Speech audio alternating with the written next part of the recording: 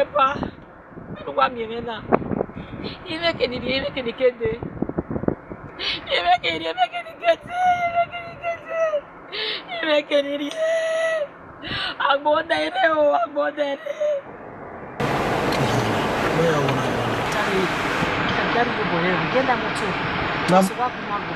no, when I problem you. Nam on my dear Mario. On your mamma see now, who know me, I'm not so. It will make it I was here. Mamma, it was a young woman now, don't tell you no. Gamuari wise one more time, and Larry, Lamoto was one from my go. But the Lamoto. Hey, dear, you say. Lamoto now, that's okay. Wait, Mama. Wait, mommy, wait,